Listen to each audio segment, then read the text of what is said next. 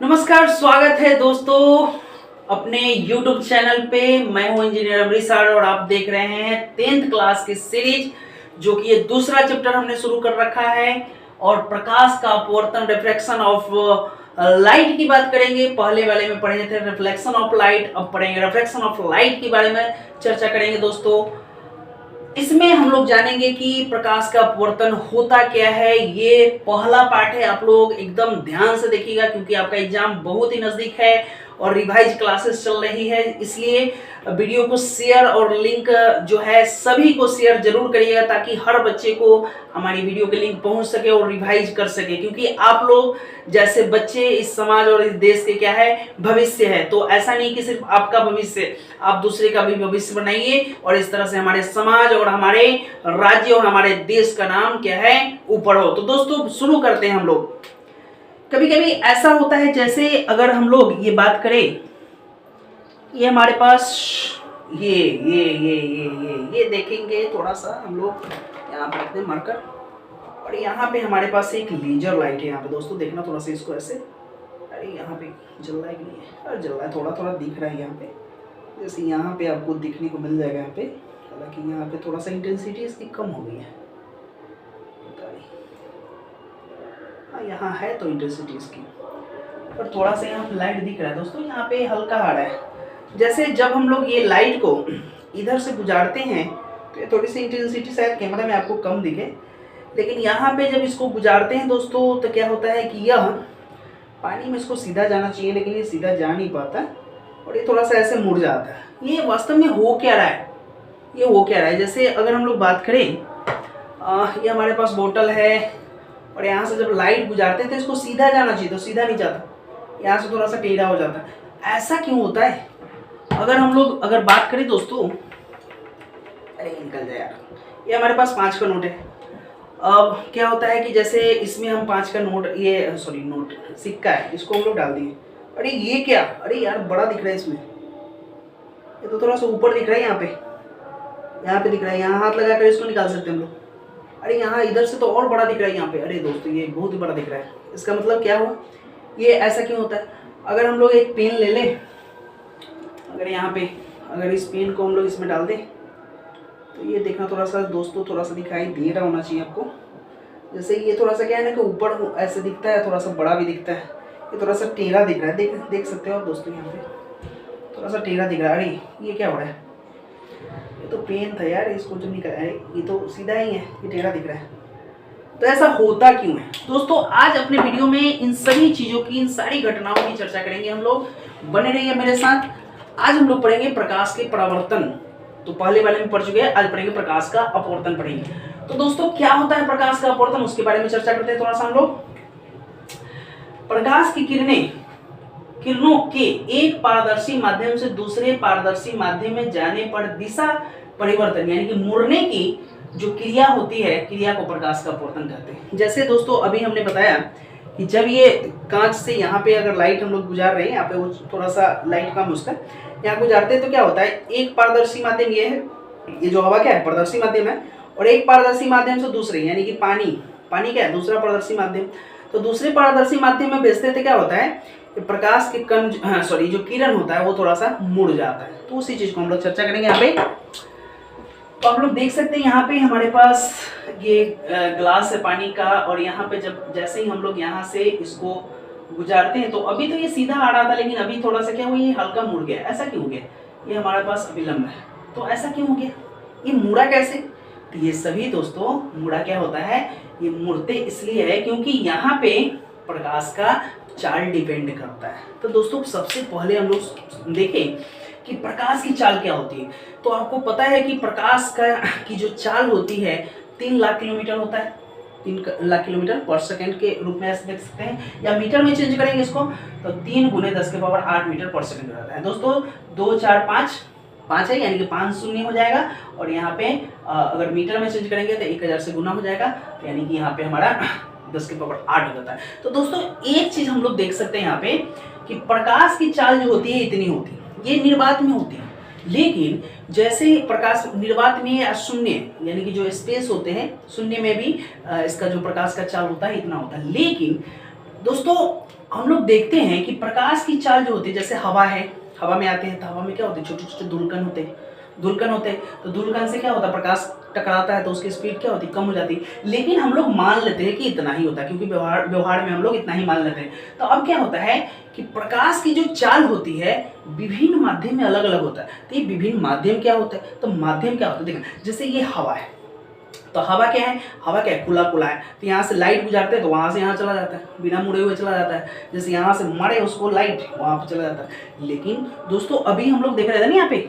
ये पानी में लाइट क्या होता है, तिरछा जा रहा था। इसका मतलब इसका लाइट क्या हो गया, इसका लाइट डिक्रीज कर गया। यानी कि पानी में जो होता है दोस्तों, पानी में क्या हुआ, घट गया।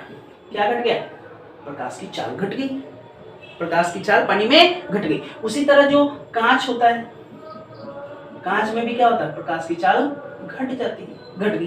तो यानी कि प्रकाश में चाल घट गई, तो पानी में और कांच में प्रकाश की चाल क्या हो गई, घट गई। इसका मतलब ये हुआ कि घटा क्यों, तो इसलिए घटा क्योंकि पानी और कांच क्या होते हैं, सघन माध्यम होते हैं। क्या होते हैं, सघन माध्यम। तो सघन माध्यम क्या होते हैं वो, तो क्या होते हैं, इसको हम लोग इंग्लिश में डेंसर मीडियम बोलते हैं। डेंसर मीडियम क्या होता है, तो डेंसर मीडियम में क्या होते हैं कि जो अणु होते हैं वो काफी नजदीक एक दूसरे से जुड़े रहते हैं, काफी नजदीक जुड़े रहते हैं। तो उसमें उससे होकर क्या है कि लाइट को पास होने में बड़ा दिक्कत होता है। तो उसकी क्या होती है, वेलोसिटी। जैसे दोस्तों अगर हम लोग बात करें, सीधा रोड रहता है तो हम लोग फटाक से तेजी से भाग जाते हैं। लेकिन क्या होता है, वही ट्रैफिक होता है यानी कि भीड़ होता है, तो हम लोग क्या करते हैं, बहुत ही मुश्किल होता है जाना, यानी कि धीरे धीरे होती है, हमारी चाल घट जाती है तो वहां पे तो प्रकाश की चाल उसी तरह से घट जाएगी। इस तरह से ऐसा होता है कि सघन माध्यम में प्रकाश की चाल क्या होती है, घट जाती है। यही कारण है कि क्या है, अविलंब की ओर मुड़ जाती है। अविलंब की ओर मुड़ने की जो घटना होती है उसको हम लोग प्रकाश का अपवर्तन बोलते हैं। दोस्तों इसके जस्ट अपोजिट भी हो सकता है। तो अपोजिट क्या होता है कि जब हम लोग पानी से लाइट ऊपर भेजते हैं तो ये सघन माध्यम से विरल माध्यम में जा रहा है, तो विरल माध्यम में गया तो क्या हो गया, अविलंब से दूर भागता है। क्यों, क्योंकि हवा क्या है, विरल है, तो विरल में क्या होगा, लाइट स्पीड पकड़ेगा ना, तो स्पीड पकड़ के वो भाग जाता है ना। तो इस तरह से हम लोग सघन माध्यम और विरल माध्यम को हम लोग देख सकते हैं। तो दोस्तों ये हमारा सघन माध्यम है और ये हमारा ऊपर वाला जो हवा होता है वो होता है विरल माध्यम होता है, जिसको रेयर मीडियम बोलते हैं, रेयर भी बोलते हैं या रेयर मीडियम भी हम लोग इसको बोल सकते हैं। तो यहाँ पे दोस्तों, यहाँ पे देखो हमने थोड़ा सा कुछ इसको ग्राफिकल मेथड से ग्राफिकल टाइप का बताने का प्रयास किया है। तो यहाँ पे आप देख सकते हैं, ये हमारा क्या है, एक एक्सिस ले लेते हैं, इसमें नॉर्मल डालते हैं और यहाँ से ये हमारा क्या होता है, जैसे ये पानी बना लो, थोड़ा सा सघन माध्यम बना दिया आपने, ये सघन माध्यम हमारा। तो प्रकाश की लाइट आई यहाँ पे, प्रकाश की किरणें आई और यहाँ पे मुड़ गई। तो ये क्या हो गया, ये सघन माध्यम में ऐसा होता है। लेकिन जब इसको हम लोग विरल माध्यम में भेजते हैं, यानी कि सघन माध्यम से विरल माध्यम में भेजते हैं तो अविलंब से दूर भागती है। तो देखना दोस्तों यहाँ पे कोण कितना हो गया, डेंगर हो गया ना, तो यहाँ पे आर और यहाँ पे क्या होगा, आई। तो देखना दो कंडीशन हो सकता है, जब विरल से सघन में जाता है, जब विरल से कहा जाएगा सघन में, तो विरल से सघन में जाएगा तो क्या होगा, आई बड़ा होगा आर से। लेकिन जब सघन से विरल में जाएगा तो आई क्या होगा, छोटा होगा आर से। तो इसको समझते हैं तो थोड़ा सा, हालांकि प्रकाश का परावर्तन वाले चैप्टर में हम लोग आई और आर की चर्चा कर चुके हैं। तो यहाँ आई क्या होता है, अपवर्तन कोण होता है, अपवर्तन कोण बोलते हैं, इंसिडेंट यानी कि आपतित कोण बोल सकते हैं। और ये हमारा जो नीचे वाला कोण होता है उसको अपवर्तन कोण बोलते हैं। तो यहाँ पे आपतन कोण आई होता है और अपवर्तन कोण हमारा आर होता है। उसमें हम लोग परावर्तन कोण पढ़े थे, तो इसमें क्या होगा, अपवर्तन कोण हमारा क्या होगा, आर होगा। तो यहाँ देखना, जब ये मूर्ति है तो यहाँ देखना आप लोग थोड़ा सा छोटा हो गया, कम हो गया, तो इसलिए आई बड़ा होगा आर से, तो आई बड़ा होगा आर से। लेकिन जब नीचे से जा रहा है तो वो अविलंब के दूर भाग रहा है, तो ये छोटा होगा, इससे ये बड़ा होगा, तो आर बड़ा होगा आई से। इसको अपोजिट भी लिख सकते हैं, आई छोटा होगा आर से। तो इस तरह से हम लोग कर सकते हैं। तो दोस्तों ये चीज समझे। एक होता है हमारा पार्श्विक विस्थापन। तो पार्श्विक विस्थापन क्या होता है, देखना एक्चुअल वे में, ये पार्श्विक विस्थापन क्या होता है एक्चुअल वे में, जब लाइट को हम लोग यहाँ से गुजारते हैं, यहाँ से, तो क्या होता है, लाइट यहाँ से गुजरा तो लाइट को तो सीधे जाना चाहिए, नहीं क्या, लेकिन यह सघन माध्यम से विरल माध्यम पानी में गया, पानी से क्या हुआ, बाहर निकला, तो पानी से जो यहाँ से हमको यहाँ जाना चाहिए तो वो थोड़ा सा दूरी नीचे कवर करता है, नीचे कवर करके तब निकलता है। तो ऊपर जो जाना चाहिए और नीचे जो जा रहा है, इसके बीच का जो दूरी होता है उसको हम लोग पार्श्विक विस्थापन बोलते हैं। तो पार्श्विक विस्थापन किसके कारण होता है, तो प्रकाश के अपवर्तन के कारण ही होता है। तो दोस्तों ये हम लोग थोड़ा सा पार्श्विक विस्थापन की चर्चा करेंगे, उसके बाद हम लोग फिर से आएंगे अपवर्तनांक पे। तो ये जो पार्श्विक विस्थापन होता है, अब देख सकते हैं यहाँ पे, जैसे ये हमारे पास कोई सघन माध्यम है, ये हमारे पास कोई सघन माध्यम देख सकते हैं यहाँ पे, ये हमारा नॉर्मल है, ठीक, और ये हमारा आपतित किरण है, और ये हमारा अपवर्तित किरण है यहाँ पे। तो यहाँ पे देखना दोस्तों, इसको तो रियल में ऐसे जाना चाहिए था ना, लेकिन क्या वो ऐसे गया है, नहीं गया है, वो थोड़ा सा मुड़ के गया है, लेकिन फिर वह विरल माध्यम में आएगा तो कुछ इस तरह से आएगा, यानी कि इसके समानांतर ही आएगा। तो यह जो दूरी होता है ना, पहले तो इधर से जाना चाहिए था, लेकिन अब उधर से न जाकर इधर से जा रहा है, इसी को हम लोग पार्श्विक विस्थापन बोलते हैं।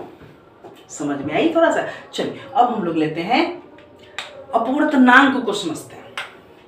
अपवर्तनांक को समझते हैं, अपवर्तनांक क्या होता है, जिसको रेफ्रैक्टिव इंडेक्स बोलते हैं। तो यहाँ अपवर्तनांक क्या होता है, किसी माध्यम का अपवर्तनांक शून्य में प्रकाश की चाल और उस माध्यम में प्रकाश की चाल के अनुपात को हम लोग अपवर्तनांक बोलते हैं। अब समझते हैं इसको कैसे होता है। जैसे अभी हमने देखा कि यहाँ से आ रही थी तो यहाँ मुड़ जा रही थी, यहाँ से आ रही थी यहाँ चली जा रही थी, मतलब ये हो क्या रहा था, ये हो क्या रहा था कि कितना जो प्रकाश की एक्चुअल वे में जो उस माध्यम में जो चाल है और उसी के जो अनुपात होता है, जैसे ओरिजिनल वैल्यू लेते हैं कौन, प्रकाश की चाल, और उस माध्यम में कितना है, उस दोनों के अनुपात को हम लोग क्या बोलते हैं, अपवर्तनांक बोलते हैं ना दोस्तों। तो यही हमारा अपवर्तनांक होता है। तो अपवर्तनांक बराबर, अपवर्तनांक को n से सूचित करते हैं, तो n बराबर क्या हो जाता है, शून्य में प्रकाश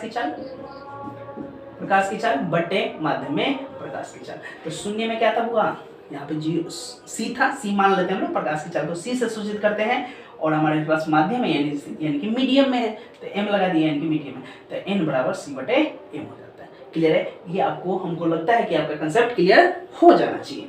आगे देखते हैं दोस्तों। अब ये आपेक्षिक अपवर्तनांक क्या होता है। जैसे आपेक्षिक की बात करेंगे कि आपेक्षिक क्या होता है।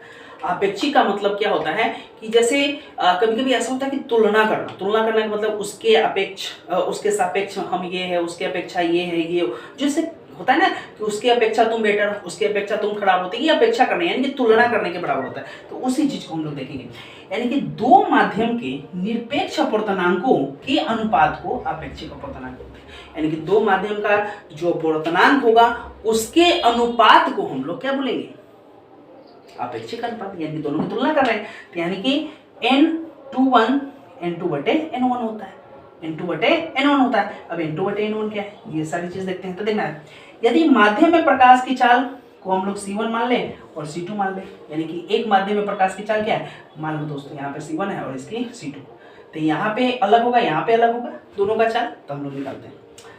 तो हम लोग देखे हैं दोस्तों n1 बराबर क्या होता है, c बटे c1, यहाँ पे देख चुके हैं। अगर माध्यम 1 की बात करें तो यहाँ पे c1 ले लेंगे, यहाँ पे c और cm, सॉरी अगर माध्यम यहाँ होगा तो माध्यम अभी बोले ना, तो इसको 1 या 2 ले सकते हैं, कोई भी माध्यम रख सकते हैं, ये प्रकाश की चाल है।